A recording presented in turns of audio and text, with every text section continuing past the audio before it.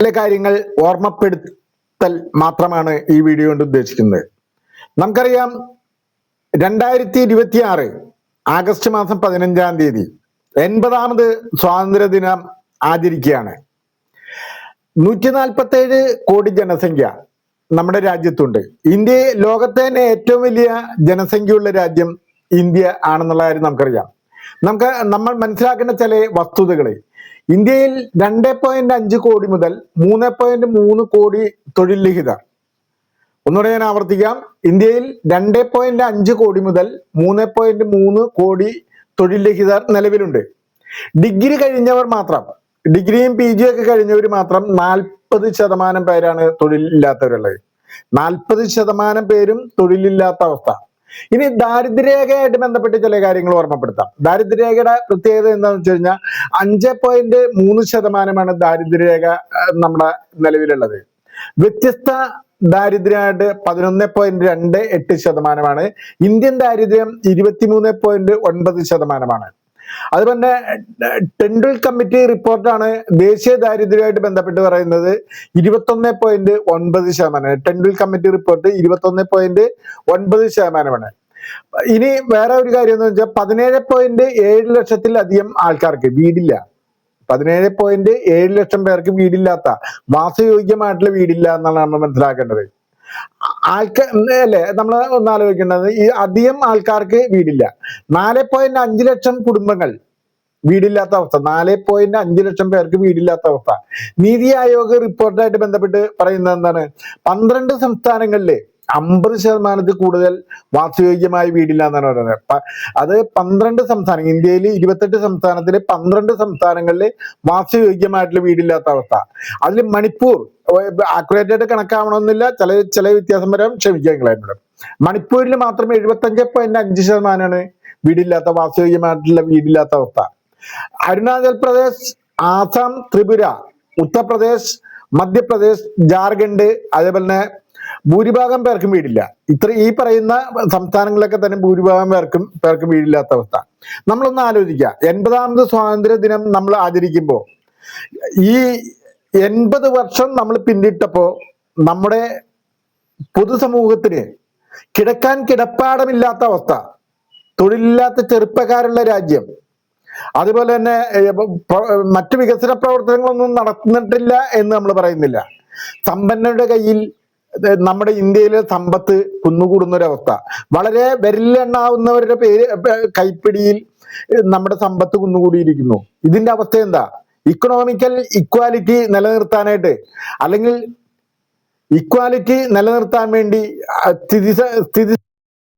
സാമ്പത്തികമായിട്ടുള്ള സ്ഥിതി സമത്വം നിലനിർത്താൻ വേണ്ടി നമ്മുടെ ഭരണകൂടം എന്താണ് ചെയ്തുകൊണ്ടിരിക്കുന്നത്? വളരെ ശ്രദ്ധിക്കേണ്ട കാര്യമാണ്. ഭരണകൂടം വളരെ കൃത്യമായിട്ട് സാമ്പത്തികമായിട്ടുള്ള ഇക്വാലിറ്റി കൈവരിക്കുന്ന രീതിയിലേക്ക് പ്രവർത്തനങ്ങൾ നമുക്ക് നടത്തേണ്ടിയിരിക്കുന്നു. പക്ഷെ നിർഭാഗ്യവശാൽ എന്താണ് സംഭവിക്കുന്നത്? സമ്പന്നരായി മാറുകയും ദരിദ്രമായി മാറുന്ന ഒരു അവസ്ഥയിലേക്ക് നമ്മൾ പോകുമ്പോൾ നമ്മുടെ സ്വാതന്ത്ര്യ ദിനം എങ്ങനെ നമ്മൾ കൊണ്ടാടും? ഒട്ടനവധി പേര് രോഗങ്ങൾ കൊണ്ട് പൊറുതിമുട്ടുന്ന ഒരു ഇന്ത്യ, ഒട്ടനവധി പേര് തൊഴിൽ രഹിതരായ, വിദ്യാഭ്യാസം കൈവരിച്ചിട്ടും തൊഴിലില്ലാത്തവരായി നടക്കുന്നൊരു ഇന്ത്യ, ദാരിദ്ര്യവും മുഴുപട്ടണിയും ദാരിദ്ര്യമായി മുന്നോട്ട് പോകുന്ന ഒരു ഇന്ത്യ. ഇങ്ങനെ ഒരു ഇന്ത്യയാണ് നമുക്ക് ആവശ്യമെന്നാണ് നമ്മൾ ആലോചിക്കേണ്ടത്. നമുക്കറിയാം, നമ്മുടെ പ്രധാനമന്ത്രി നമ്മുടെ ഡൽഹിയിലെ ചെങ്കോട്ടയിൽ വെച്ച് അഭിസംബോധന ചെയ്യാനുള്ള സാധ്യത കൂടുതലാണ്. പ്രധാനമന്ത്രി ആയാലും ഇന്ത്യൻ പ്രസിഡന്റ് ആയാലും അഭിസംബോധന ചെയ്യും ജനങ്ങളെ അഭിവാദ്യം ചെയ്തുകൊണ്ട്. ഈ അഭിവാദ്യം ചെയ്തുകൊണ്ട് സംസാരിക്കുമ്പോൾ തന്നെ പൊതുസമൂഹത്തിന്റെ അടിസ്ഥാന സൗകര്യ വികസനത്തിന് പ്രഥമ പരിഗണന കൊടുക്കുന്നതിനുള്ള പ്രവർത്തനങ്ങളുമായാണ് യഥാർത്ഥത്തിൽ സർക്കാർ മുന്നോട്ട് പോകേണ്ടത്.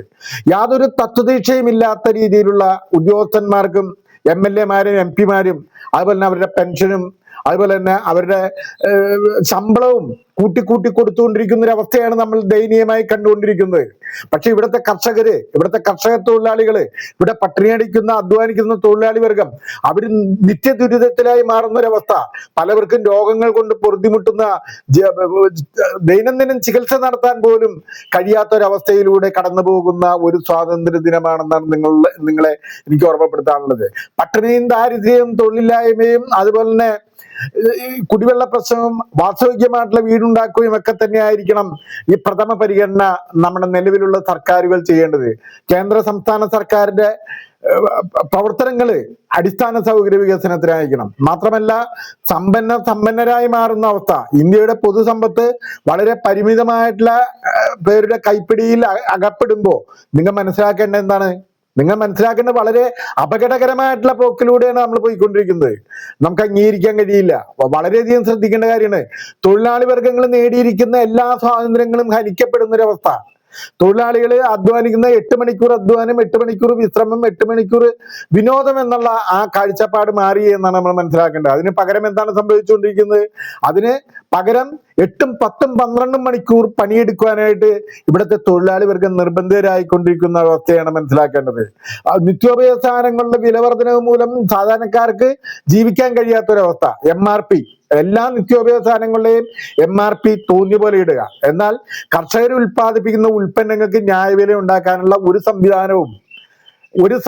കർഷകർ ഉൽപ്പാദിപ്പിക്കുന്ന ഉൽപ്പന്നങ്ങൾക്ക് ന്യായവില ഇടാനുള്ള ഒരു സംവിധാനം ഇല്ലാത്തൊരവസ്ഥ വളരെ ഖേദകരമാണ്. ഞാനിത് കൂടുതൽ നീട്ടിക്കൊണ്ടുപോകുന്നില്ല. ഇങ്ങനത്തെ ഒരു ഇന്ത്യയാണ് നമ്മുടെ മുന്നിൽ നിന്ന് നിലനിൽക്കുന്നത് എന്നാണ് നമ്മൾ മനസ്സിലാക്കേണ്ടത്.